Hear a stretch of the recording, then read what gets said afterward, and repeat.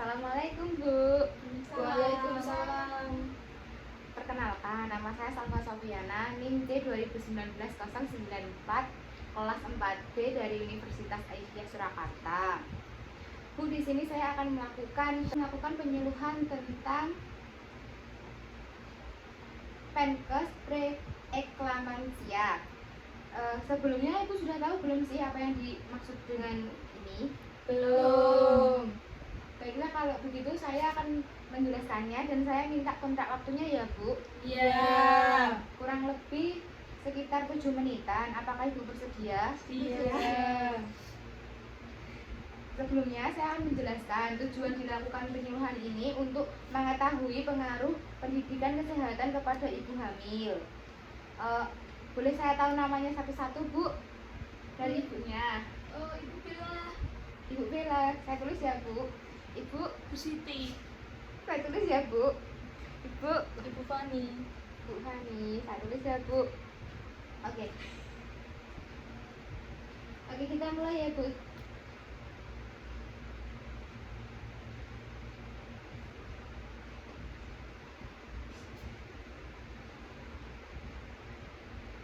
Pengertian preeklamansia. Preeklamansia adalah kondisi yang terjadi dan akibat dari tekanan darah yang tinggi yang tidak terkontrol pada ibu hamil. Oke, apakah Ibu sudah tahu apa faktornya atau resiko dari preeklamansia? Belum. Oke, faktor resiko dari preeklamansia itu pertama bisa dari riwayat preeklamansia pada kehamilan sebelumnya. Yang kedua bisa dari hipertensi kronik. Yang ketiga kehamilan pertama. Yang keempat kehamilan pertama dengan pasangan baru. Yang kelima usia lebih dari 40 tahun. Yang keenam ras. Yang ketujuh obesitas. Yang kedelapan kehamilan ganda atau lebih. Yang ke-10 jarak yang terlalu lama dari kehamilan sebelumnya.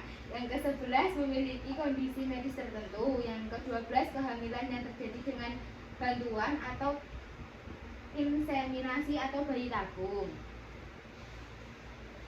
Ibu tahu nggak sih penyebabnya itu apa? Tidak tahu. Penyebabnya adalah tidak cukupnya aliran darah yang menuju ke rahim, kerusakan pada sel-sel darah, masalah pada sistem imunitas, beberapa gen.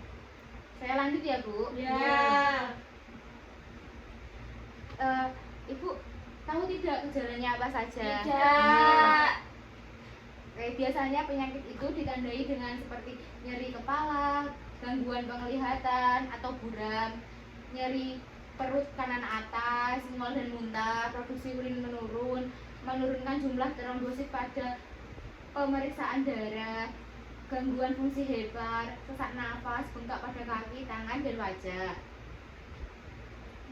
Oke, saya akan jelaskan. Ibu dikatakan mempunyai penyakit preeklamansia itu saat diagnosis dari preeklamansia itu seperti tekanan darah ibu hamil 104 tahun. Oke. Selanjutnya ibu itu akan dikatakan mempunyai penyakit preeklamansia saat terdiagnosis atau ciri-cirinya itu ditegakkan dengan kondisi tekanan darah ibu hamil 140/90 mmHg atau bahkan lebih. Lalu protein plus pada urin. Beberapa tes yang dapat dilakukan untuk mengetahuinya itu seperti gangguan fungsi hati, rendahnya jumlah trombosit, gangguan fungsi ginjal, penumpukan cairan di paru-paru.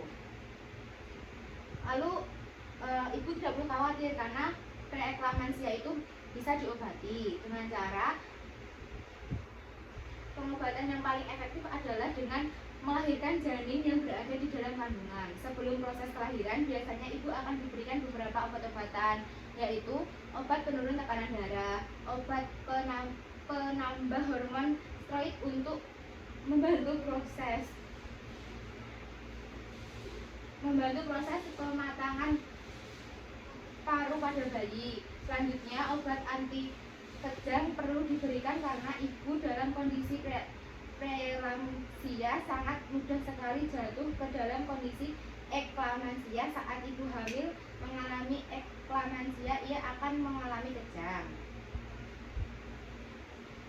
Lalu cara untuk mencegahnya itu ibu bisa bisa mengonsumsi obat aspirin dosis rendah, mengonsumsi suplemen kalsium.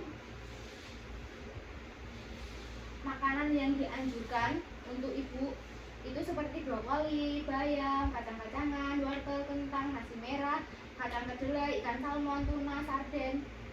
Dan makanan yang tidak boleh atau yang harus dihindari itu seperti minum kopi, minuman instan atau dalam kemasan maupun minuman bersoda. Terus tidak boleh tidur larut malam, hindari stres, cukupi makanan yang sehat. Sekarang ibu sudah paham belum?